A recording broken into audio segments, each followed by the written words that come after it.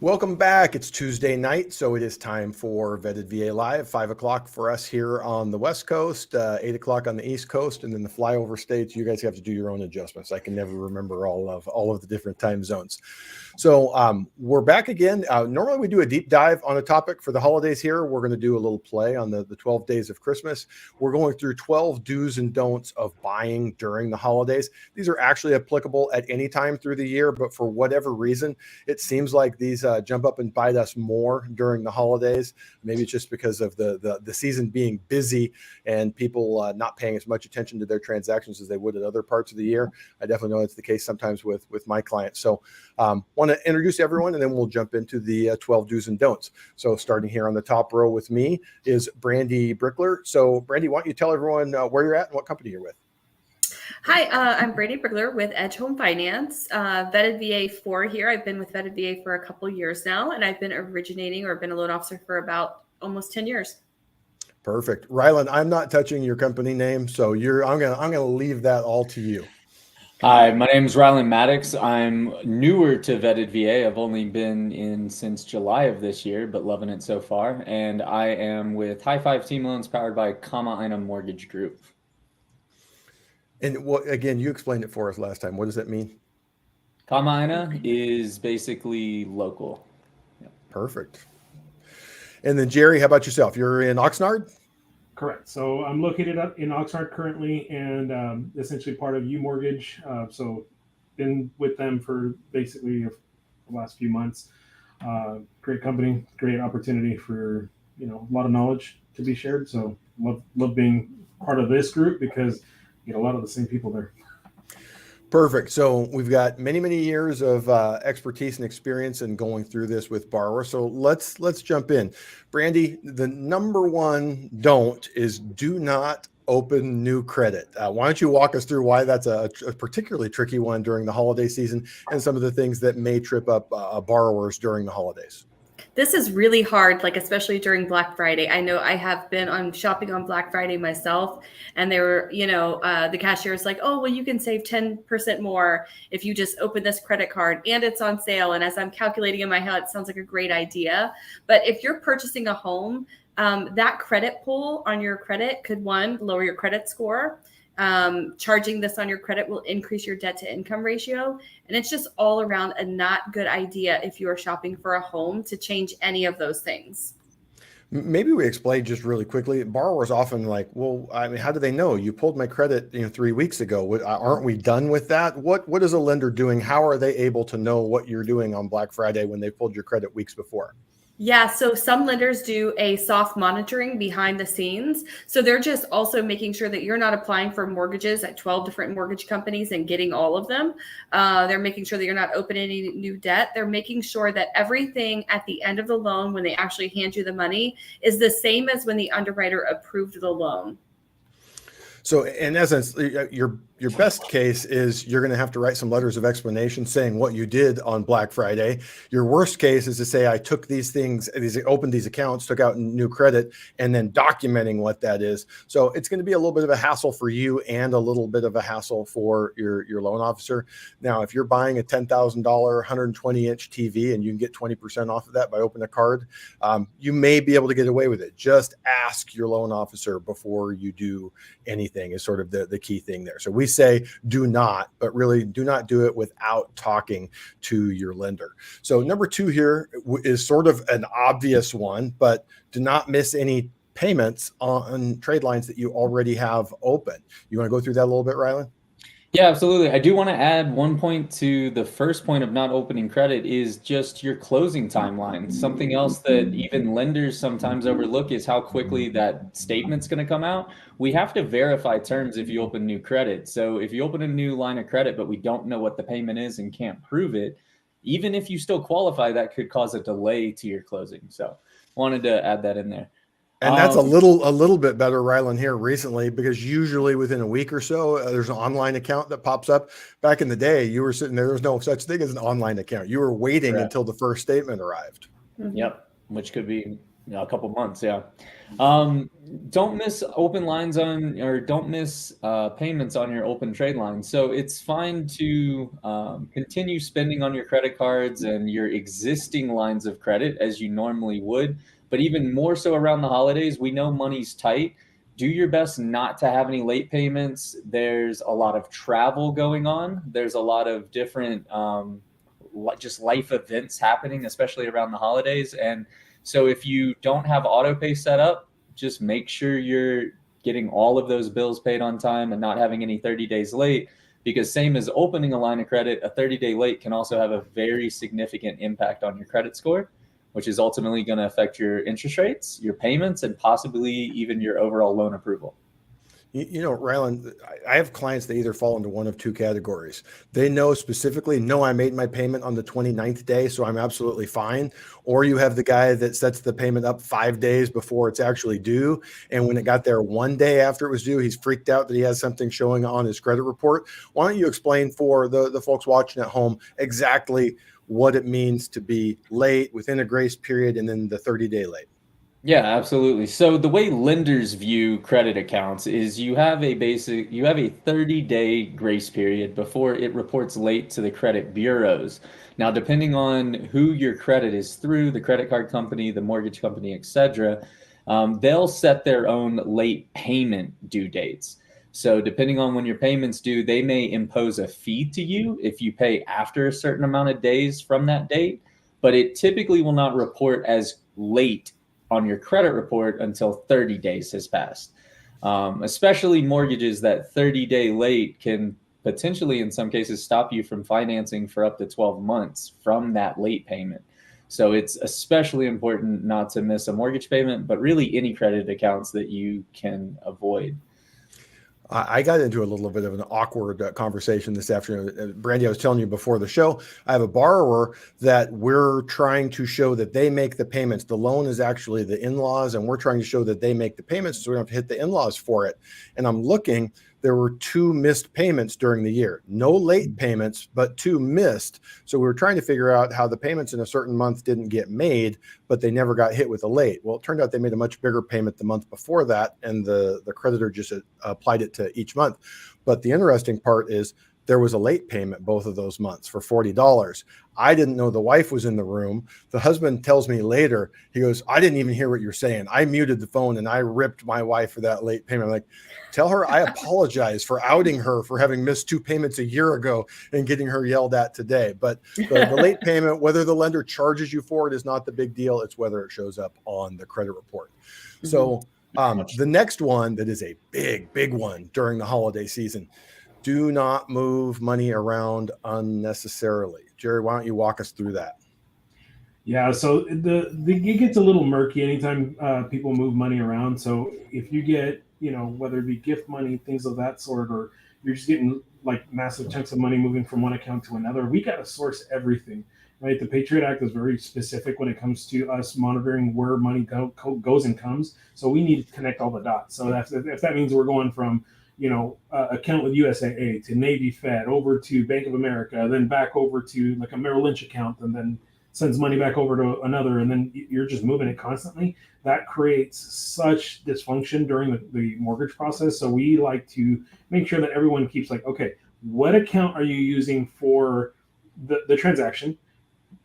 Where's the money at now? And which account are we using? So that way we can essentially just tie those specific accounts together.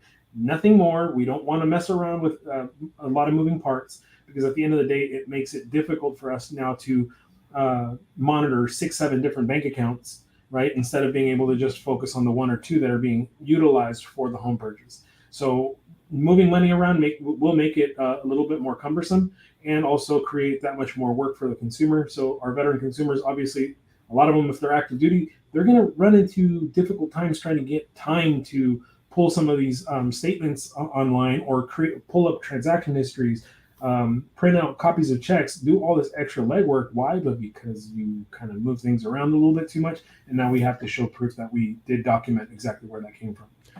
And Jerry, moving their own money is rarely a problem. It's not a deal killer, but like you said, it creates additional work. There are some interesting things, again, that I sometimes see during the holiday season. How about if you have, you're fortunate enough to have wealthy parents and they like to give an annual gift of $15,000 to you and your spouse. And now we've got a big deposit showing up. How is that different than moving your own money around? So the difference there is that that would be considered a gift, right? And so a gift we can document with a gift letter and basically proving where that money came from. If it's cash, it's not going to be usable. So we have to be able to document what account it came from. If we can document that they took $15,000 out of this account, right, and it's cash, and they gave it to them, and then they can document that they took that exact same amount of money and deposited into their checking account or savings or wherever they're putting it, then we can utilize it. We just have to show proof that we can document the point A to point B of where that money went and came from. So you brought up something that makes me ask another question.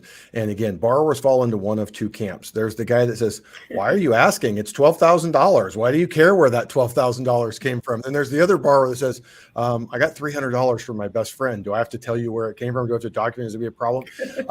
What thresholds are lenders looking at? What dollar amount do we have to start explaining and documenting and showing gift letters? Because I mean, in reality, we all get, your mom gives you $100 bill for Christmas, or Uncle Lou writes you a $500 check. What does that look like? So I think that kind of varies usually also on the underwriter and the particular lender you're going with. But for the most part, my hardline rule is anything over $500. Like if it's $500 or more, it's like I want to just kind of have it just in case, because at the end, the last thing you want to do is now have to go chase something at the very tail end of your transaction when we could have just documented it up front and eliminated that from being a concern. Perfect. So the next one sort of actually falls under number one here. Avoid new cars for Christmas. For whatever reason, I think it's because dealers are trying to move cars out. They're dealing. You see the wonderful Lexus December to Remember, and you think of putting a bow on the hood of your car for your wife and how wonderful it's going to be. And I was telling you guys before the show, didn't happen to me, but to someone that I'm close with, had two deals, when the rates were lower, they had two refinances that were supposed to close a couple Januaries ago. And the borrower goes out on New Year's Eve and gets the high pressure sales move saying, hey, we have to hit our year end numbers. We'll give you an awesome deal. If you come back tomorrow, this doesn't work.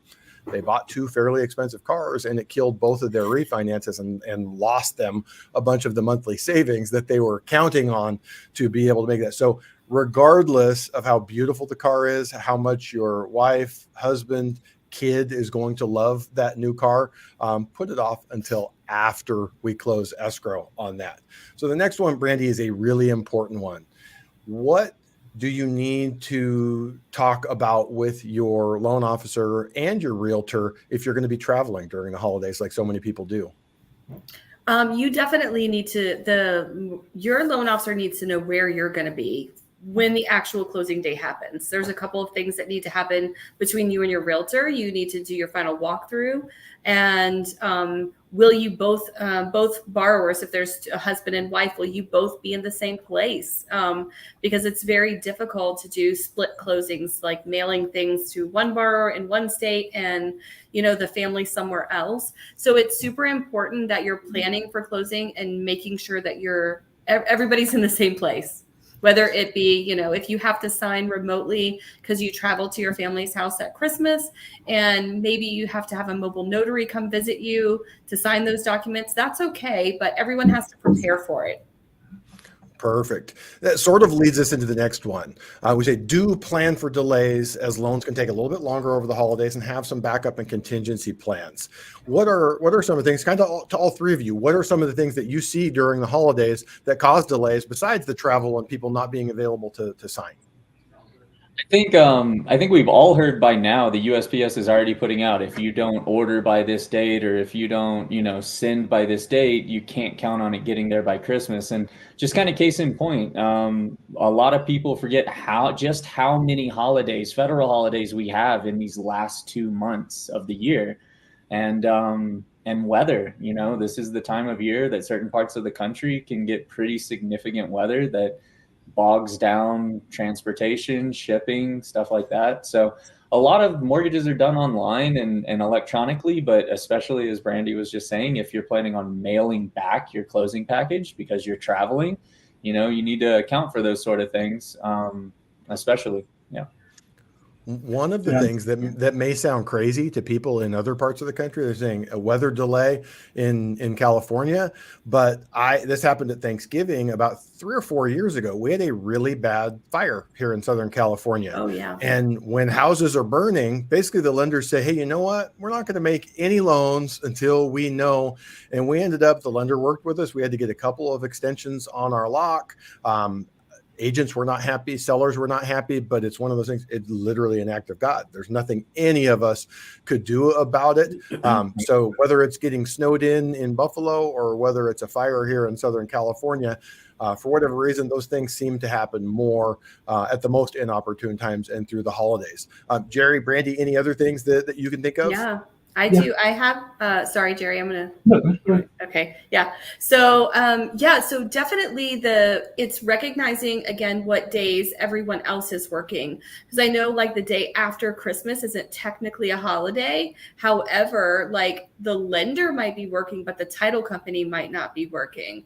So it's really important to know those days. We have Thanksgiving, Christmas, Veterans Day, just all of these days that pile up. So in a 30-day contract where, any or 30 to 45-day contract, it may seem like we have enough time to get that, but, minus the weekends and the additional holidays, and then everyone is on a short timeline. So it's just really important to be mindful.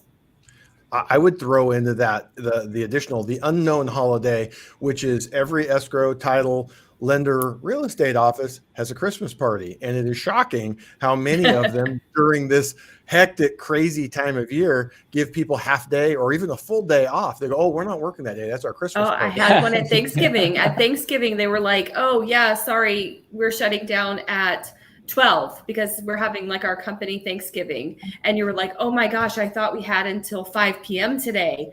Wait, we're throwing off like a whole additional like 5 days because we didn't know about that, little piece of time at the, day before Thanksgiving. Yeah.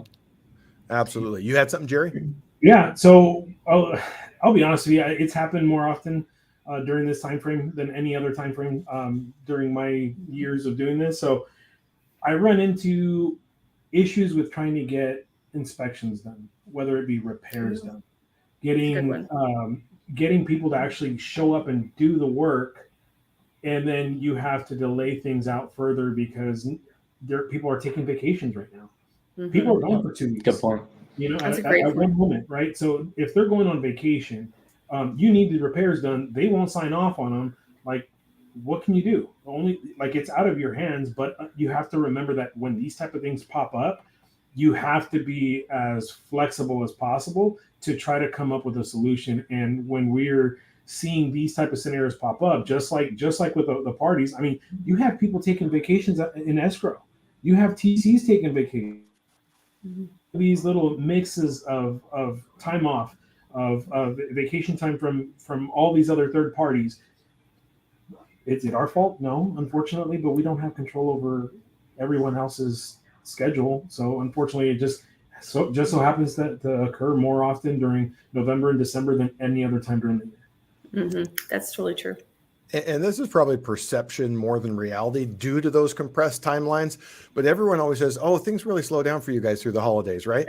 It never seems to slow down. There's always a flurry of contracts, not a lot of refinances this year, but it just always, it seems like that last week of November, first week of December, everyone's wanting to get into their home before the end of the year. I had 2 clients in the last 2 weeks. And I'm like, they're not even going to look. They're going to wait and push this off till January. Sure enough, they're like, hey, we need a pre-approval letter. And they get the offer accepted. And here we are trying to get it closed before Christmas with all of the things that you guys are talking about that we have to contend with. And I'm not complaining. We're always happy to have it, but it definitely complicates things here through the holidays. We already talked a little bit about if you're getting money from family for Christmas, which is very common, make sure you do discuss that with your loan officer.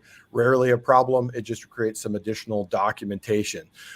Let's talk about this one. Can I add one point to the gift? So if you are in contract through this holiday season and you're getting gift funds for your house, for Christmas, for whatever, in order to potentially reduce some of that documentation, have your family members put the gift directly into the escrow account that you're purchasing through, the same place that you give your earnest money. and they can wire it in, and it just reduces a little bit more paperwork. They don't have to provide that statement. A lot of times the lenders won't require it if they put the money directly into your escrow account. So if you are getting money at Christmas and you are in the middle of a transaction, don't receive that money directly. Have them put it straight into your escrow account. Absolutely. Now, all of you guys talk about this a little bit, because it sounds obvious, and it is, but it's even harder for borrowers to do this time of year. We say, do always answer your emails, your texts, and your phone calls. In a perfect world, everything would fall into place, and your lender and your realtor wouldn't need to follow up and ask for one more thing or another signature or any of that. We don't live in a perfect world. So, any of you guys comment on why it is so important that people are responding and reacting to you during the holidays?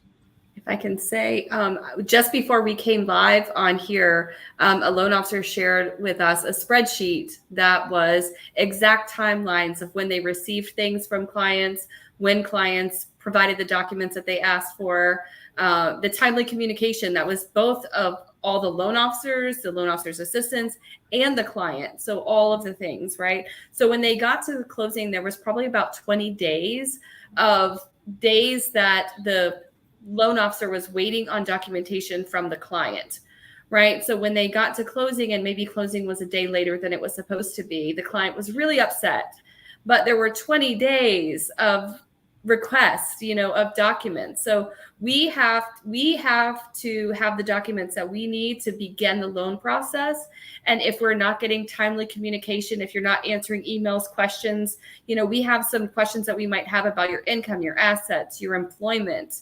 And those all need to be asked in a timely manner. You need to provide the documents in a timely manner so we can start the loan process and get you to closing on time, especially with these abbreviated days that we have.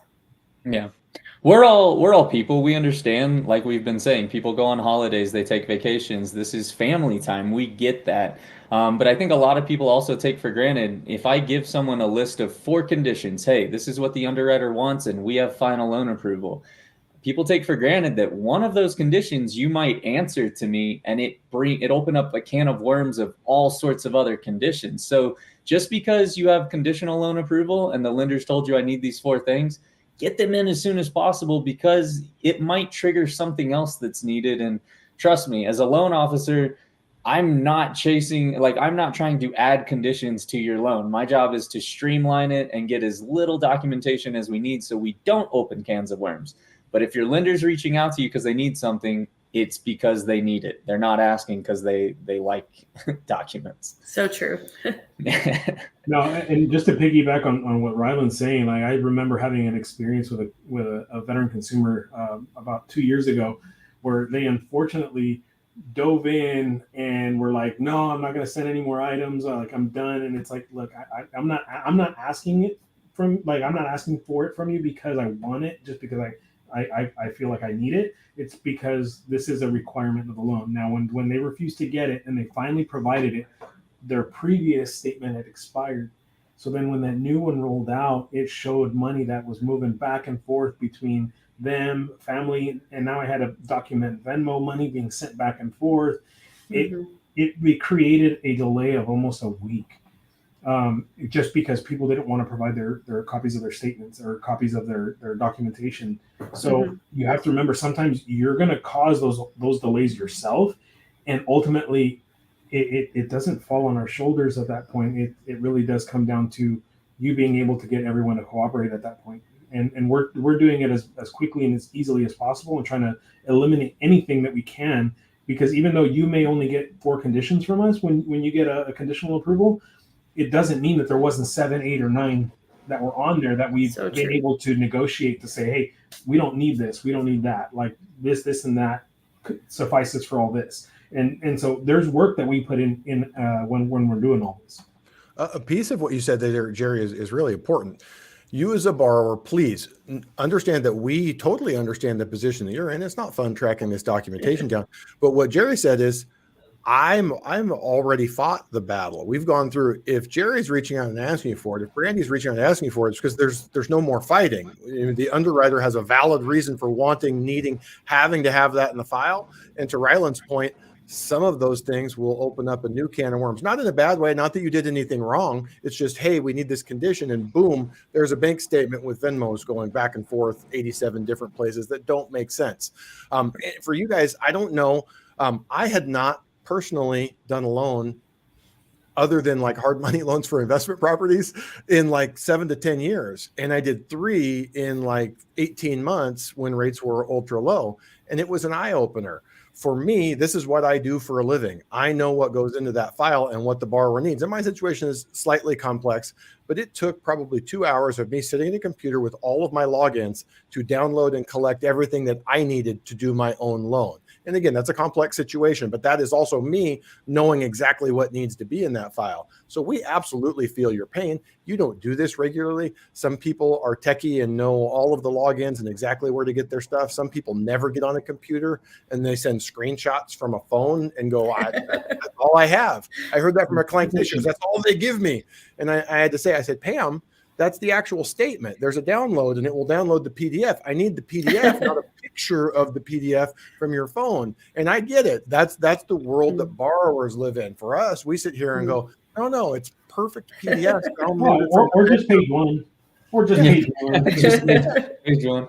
And borrowers, if you're listening, I know this sounds crazy, but here's the life of a loan officer. If your bank statement is 2 pages and the second one is blank, but it says page 2 of 2 or 1 of 2, we need the second page. And we're on the same page. Hear me out. Loan officers hate conditions more than buyers. I promise you. I promise you. But that's how crazy our job is. These are the things that make loan officers cry at night. A blank second page.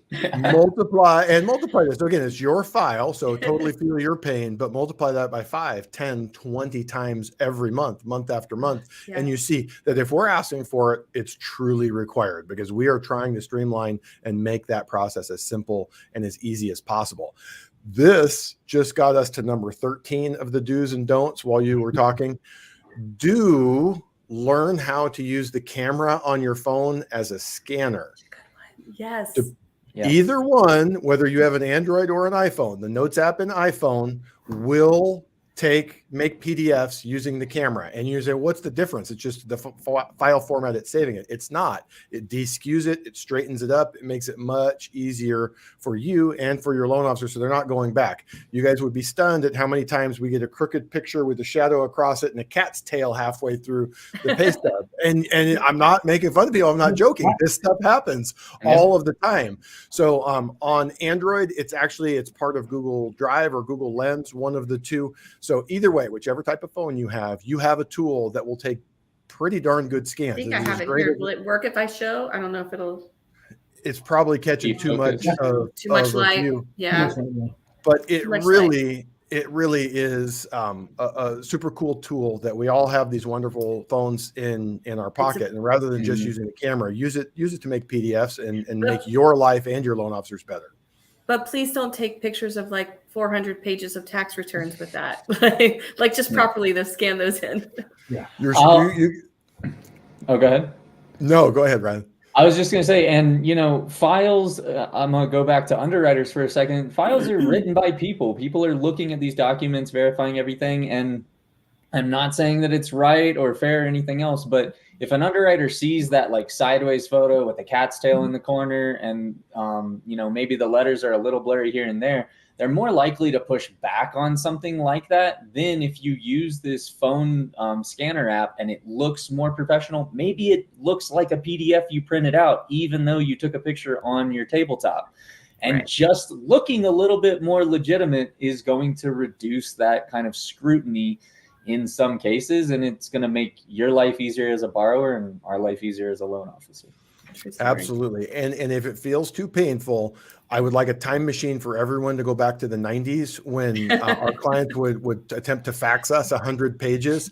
And it was incredibly frustrating for both of us because about half of them would come through, or they would come through blurry, or you'd run out of toner halfway through. Or so come out black. or they come out black. So we are all very, very lucky to have these wonderful supercomputers in our pocket that facilitate this. So the next one here, number 9, is do ask a lot of questions. We sort of get to this compressed holiday season. Everyone's busy. Some people are afraid or embarrassed to ask questions. Some people are just too busy. You guys want to comment on why it is important that if something's not making sense to you or you're unsure about something, why they should reach out and ask their realtor, ask their lender? Yeah, I mean, when you're running into these type of like obstacles and you don't know how to confront them, I mean, it's all it's going to do is continue to make you frustrated. So having this resource of having this group, especially, my thought has always been of like, hey, we're here to help you, and I don't care that it might take me time to have to research the answer for you. We're going to get you that answer because you need the help. So ultimately, having access to that information, having a clear understanding as to why this is happening and why you're needing this or that, it at least will give you that comfort knowing like, hey, okay, I'm being taken care of. This is not something that's out of the norm. So, I mean, that's kind of just my 2 cents on that specific piece. Yeah, there's a ton of layers to it, but I go back to Jerry, the guy you were talking about said, no, I'm not sending anything more in.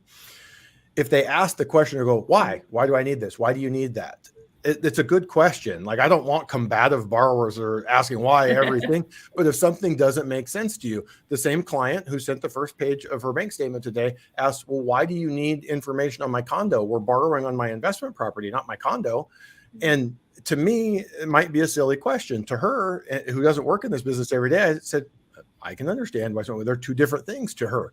Well, it impacts your debt to income ratio. And once she understands that, she goes, oh, okay, no problem. I'll pull it all together.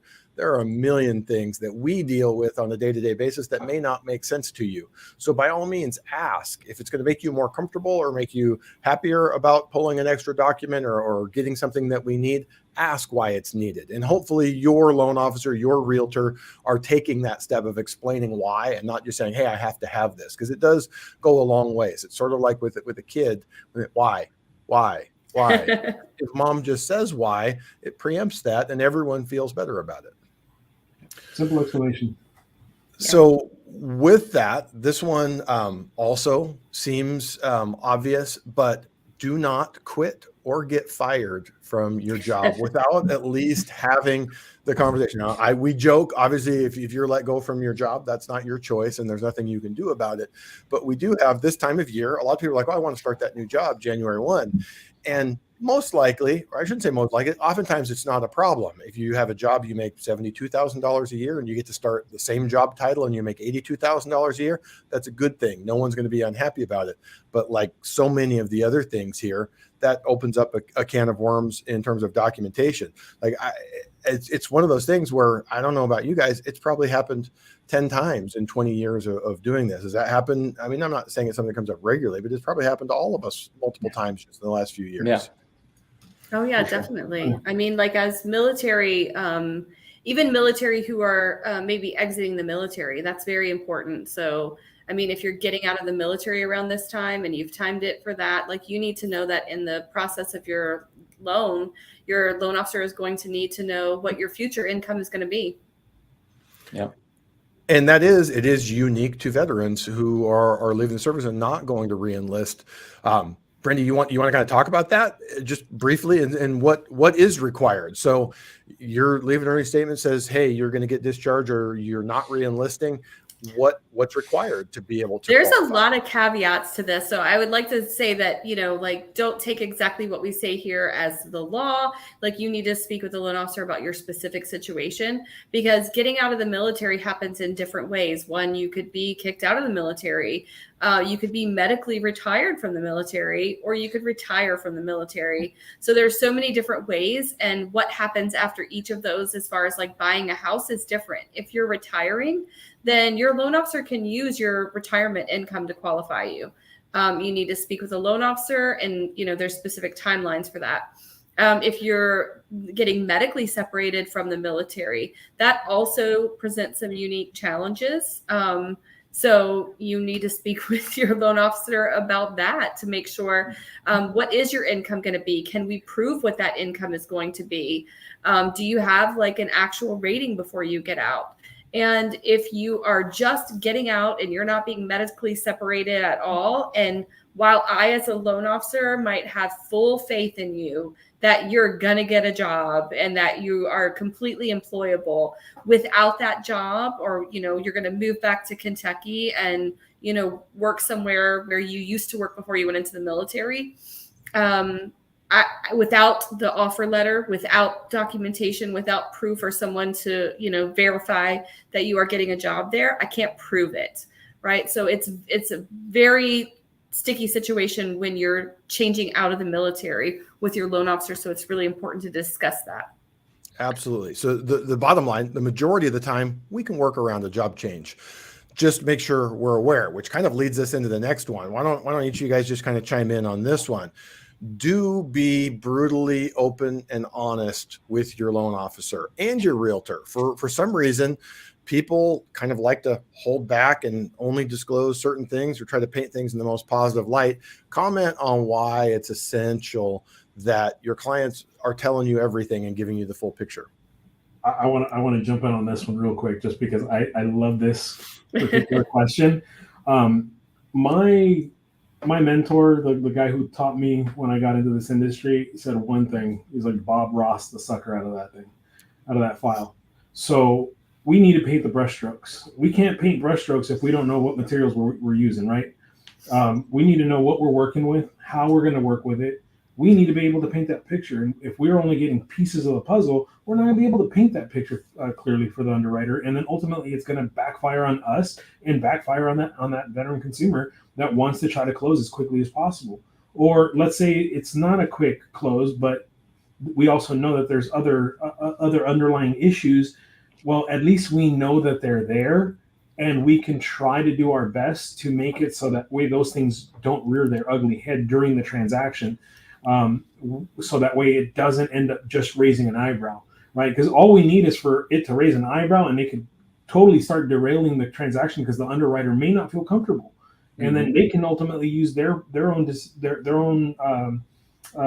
thought process to be like, you know what, I'm not sure that I'm comfortable approving this loan based off this, and that, because this is offsetting any potential contributing factors that are positive for your veteran consumer, because this is basically offsetting all of this. So we want to make sure that we understand everything that's going on so we can go ahead and paint the best picture possible for that moment. Yeah. I like to give the perspective, I'm your defense attorney and the underwriter's the judge. They're not biased against you, but they're not necessarily trying to they're not creating the story to help you necessarily. The bane of my existence, because I'm a black and white guidelines guy, I like knowing the box I need to put the loan in. Underwriter discretion. There's no guideline for it. The underwriter just doesn't feel good about it. They can say no, and 2 + 2 = 4 is irrelevant here. We can provide all the documentation and the numbers and whatnot, but if something, as Jerry just said, if the underwriter doesn't have a good feeling about it in certain cases, they have the right to say no to the loan. And to go back to that, painting the right picture story, a lot of people either don't know or don't realize just how much of the story that the loan officer puts together to the underwriter and how important that is. Training new loan officers, I stress the importance of a cover letter. Here's the income, here's how I calculated, here's why I did what I did, here's the liabilities we're omitting or we're calculating differently or XYZ and why I did it. Just a loan officer putting their story in writing to that underwriter and not just dumping the documents and the numbers on them is so important. And that starts, as Jerry said, with the client giving us all the information. We're your defense attorney. I'm not going to break the law for you, but I need to know everything so I can plan and structure. And I like that metaphor. Just like you can tell your attorney anything, and your attorney is not going to run to the judge and say, he did it. He did it. You have attorney-client privilege. You have that with us. We have to be honest with the lender. We can't, hide things. But, it's funny. We've got 3 different metaphors here. Painting a picture so that when the underwriter looks at it, they see the pretty picture that they go, yep, that's what I wanted. The judge making a decision that they have all the facts that paint you in a positive light. It was always taught to me that you're the author. You wrote the story. My job is the editor. I'm going to go through and we're going to edit it around the edges so that when the underwriter picks up that file, it tells the story that you want it to tell. That's what my role is in it. And if you don't give us all the information, we can't work with it. So Brandy, Right. do you have a fourth metaphor? Can we go any other directions with this? I mean, I'm from the South, but I don't have a metaphor for that, I think, right? I think we're supposed to have a metaphor for everything in the South. But no, I mean, really, it is just be honest. It's the best policy, you know? And we are going to figure it out. I'll say that too. I've had so many times where if a client had told me up front and I had time to pivot or adapt, that I could have solved it, but they thought by not telling us they were going to sneak it by. Guys, technology's too advanced at this point. The public data is too immense out there in the public world. We're going to find out. We talked about the soft pulls earlier and the credit pulls and stuff like that. You are not going to sneak anything by a lender, and I'm on your side. You're not going to do it. So engage your loan officer early. Your bank statements tell a big story. You know what I mean? Like when your loan officer is asking for your bank statements, that does tell a story. And no, we're not looking for how many times you went to Starbucks. I did have a client who was like, oh, I'm so embarrassed. You know, that's not really what we're looking at. We're looking to see if there's any debts that you're paying outside, like child support. That's something that's coming out regularly that we haven't accounted for. And it's coming out of somewhere. You know, people are moving money around and we have to chase it. And from that, we find out where transactions are. And that sort of leads to some of the questions that maybe we didn't know about at first, but could damage your loan file going forward. Yeah. And I can honestly say this, I think I speak for all of us here, is that we do loans for friends or family, and they're like, well, I don't want you to know that, or I don't want you to see that. It's like a doctor. I don't care. There is nothing in your file and your finances, and they all blur together. And we don't, I'm not saying there's no loan officer that wouldn't unprofessionally tell one friend about another friend's finances, but that is not cool. Like you don't share that information. I don't tell my wife about our friends' loans because she wouldn't know what Joe and Susie make if I didn't do loans. So if they trust me to do the loan, I better not tell anyone in our friend group, including my wife, where that could come out. So it's truly clinical. Like when I'm looking at numbers, when Brandy and Rylan and Jerry are looking at numbers, it's just numbers in a page. There's no face to it. There's no judgment made. It's how do we structure this within the constraints of the guidelines to get you approved for the best terms possible. So just some experience that I had a few years ago. I remember having a client come to me talking about how they were divorced and you know they were paying for all their own debts. Everything was good. We get to the bank statements and I'm asking, okay, why is there a $320 payment going out every month? Where is this going to? Because I don't see it on your liabilities.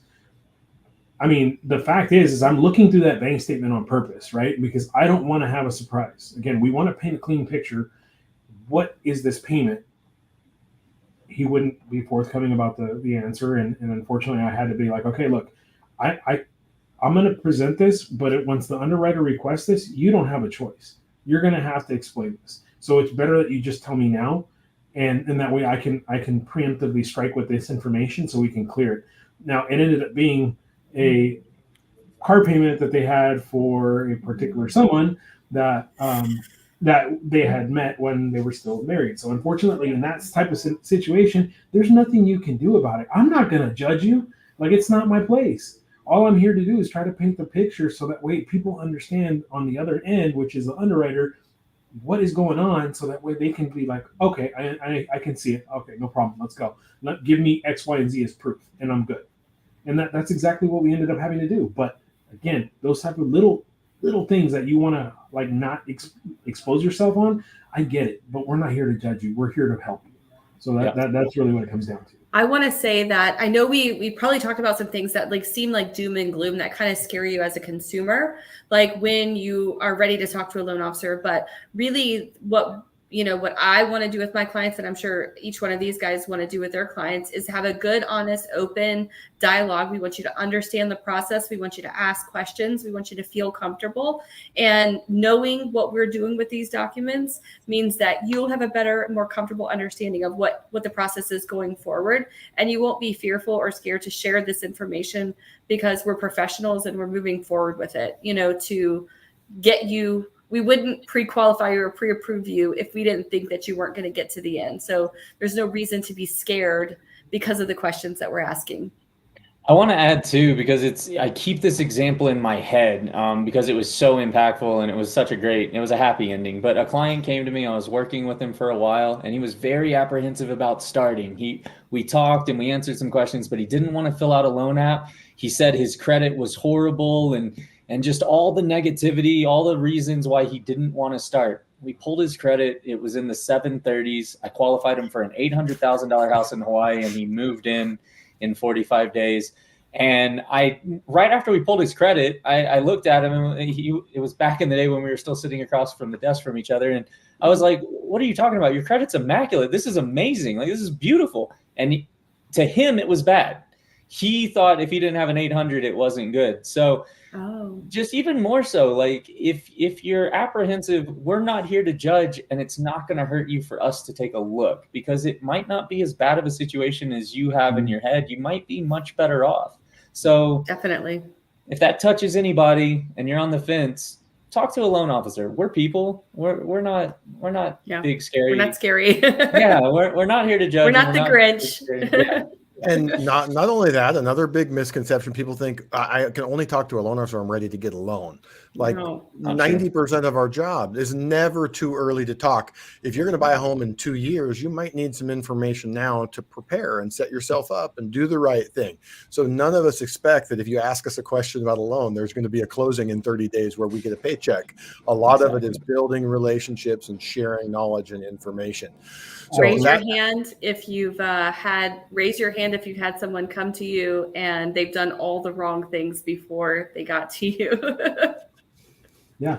And because someone told them something or they read something online in the day of Google, like, it is amazing. You guys probably get this all the time. I have people say, well, I looked it up and I know this, that, or that. Well, you might know it, but that is wrong.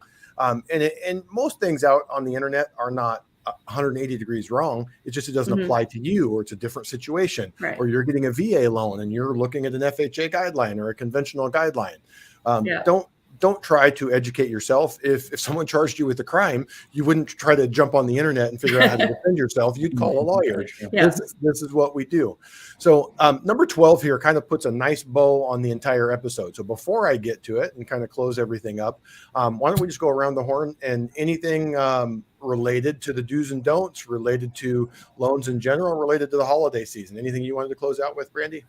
Yeah, I had something. So when we were talking about the vehicle purchase, so just this year, I had a client who was purchasing a Tesla, and a Tesla is something that you put your name on a list, and then when the Tesla is done, it comes, so it doesn't, you don't know what month that was going to be. And I had a client purchasing, and the Tesla was supposed to come after the purchase, but the purchase came, the house got delayed, and then the car came, just at the same time, and the dates just started slamming into each other.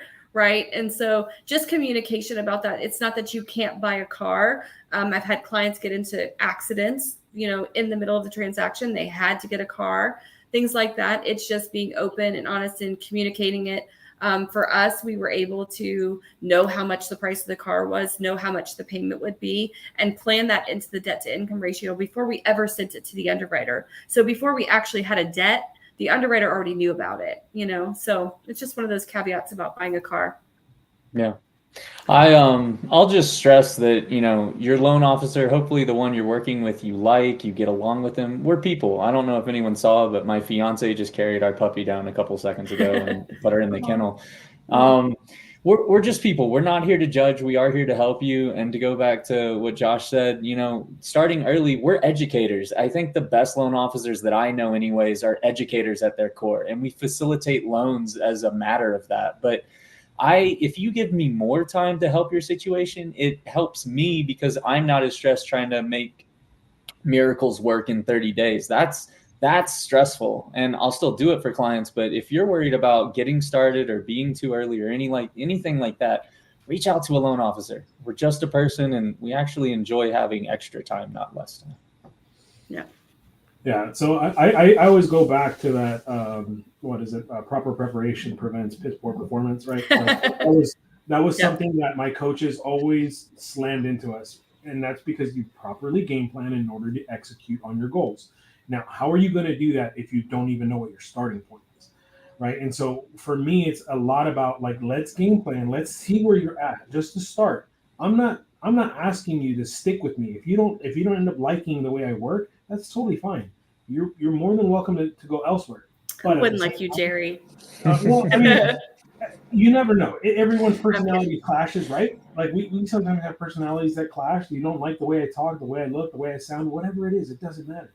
At the end of the day, I'm still here to still do the same job that I set out to do for everyone, which is give you the best opportunity to properly prepare you, I should say, to execute on that home purchase. Because my goal is to put you in that home. And if I can't do that because I'm not communicating that effectively, and I'm not like essentially giving you the game plan, the step by step of what you need to do in order to get there, then I'm not doing my job. And ultimately, that's what matters most, right? We want to make sure that the people that we help them, that we're not putting them in a bad spot. And that's the only way to do that is by properly preparing. Perfect. No, I think you guys wrapped it up perfectly. Thank you for being here and sharing the knowledge and expertise and walking through this. So let me close it out here with number 12. Number 12 is, when in doubt, do ask a vetted VA professional. If you're here and you're watching this, you're already a member of the group. If you have questions, if you are in doubt, this is what we're here for. This is what everyone joined for.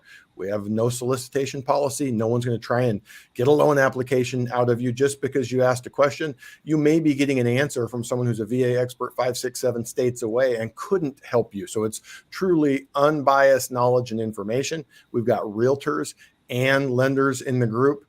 If you prefer to kind of ask at a distance, you can show up here every Tuesday. There's a couple of other calls during the week. If you're interested in interest rates and the direction of the market, there's a call Wednesday mornings at 9. But the whole group is here to share, teach, give the knowledge and expertise, and make sure that you get to the finish line with as little stress and headache as possible and get the best terms that you qualify for. So with that, make sure you do ask a vetted professional. We'll be here every Tuesday with a new crew going through a new topic. Thank you guys for being here, and a Merry Christmas to everyone. Merry Christmas. See you guys. See you guys. Yeah.